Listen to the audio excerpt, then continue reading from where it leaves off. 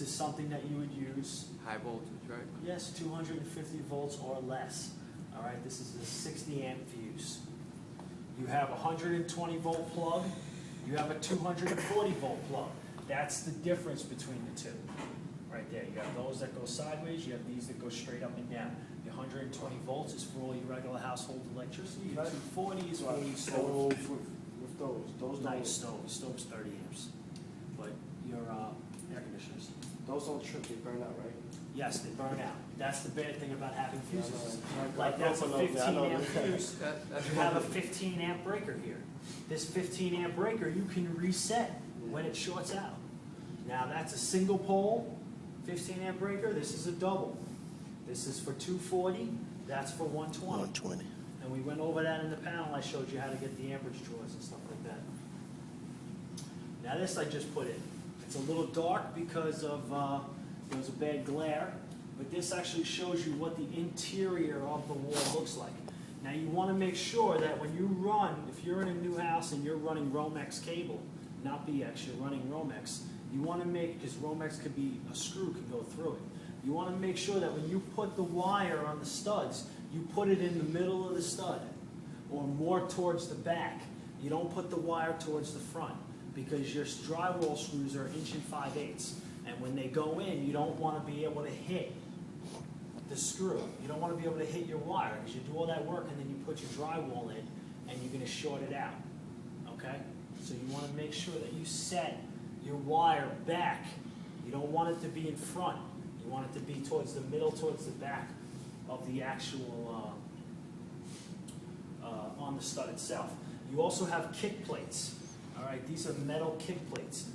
These kick plates, you want to kick it, and where the hole is towards the front, you want to take a kick plate and bang it on right there, so in case you go to hit it with a screw, it doesn't go through the wood and screw into the conductor. Okay, so that's why those metal kick plates are there. You also want to make sure you first place you staple your box is 6 to 7 inches above the box. You must have a staple. Okay, and those are the staples. You want to use the staples with the plastic in the middle. You don't want to use staples that are just all metal. It'll cut into the conductor. You want it to staple with the plastic. This is how you would snake a wire down a wall. If you wanted to run, let's say this right here is the existing outlet. Right there. All that stuff is all the existing outlet right here. This fish tape. You go up inside your attic, you drill down where you find your stud, you push your fish tape up the wall, or you push that down. It's easy. It's always easier to go down. You push your fish tape down the wall, and then you cut a piece of this about that long, and you put a little hook on it. And you go inside the back of that box, and you grab a hold of that fish tape, and you pull it down. And once you have that, you tie your wire onto it, and then you pull the wire down the wall and into the box. Now remember not to leave all this slack up in your attic. You want to pull all that through. Okay, you don't want to have all that slack there.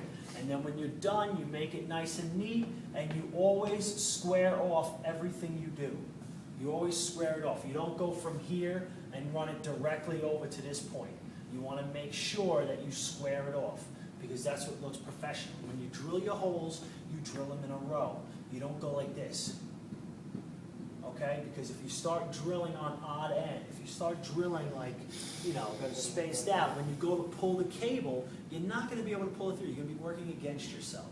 It's going to be harder. So when you do it, you drill the holes in a row, so when you pull the cable, you pull it through. And if it gets stuck, you crawl over and you untangle it. You don't yank it, because if you yank it and it rips, you have to replace it, and that's money. So take your time, don't get frustrated. It's a pain in the ass, I'm not going to front. It is. It's definitely a pain to run this. It is. I've done it. Now, if you ever have to notch, if you're running a cable down the middle of a wall, and you have to notch, and you make a little hole here, so because you just so happen to have a beam across the middle of your wall, and you need to get all the way down to an outlet, and you're feeding the wire down the wall, you need to get down to an outlet. You have to make a notch out in the stud. So when you make the notch out in the stud, you got to take a kick plate, the metal kick plate, and bang it on right there to hide that. Because after you do that, you don't want to come with a screw and put it right through. Now you could go up or down, or you could go sideways and make a notch. Just remember that when you put your kick plate on, so you don't damage the wire, you got to put your kick plate on. Is that everything? That is everything I have for today, guys.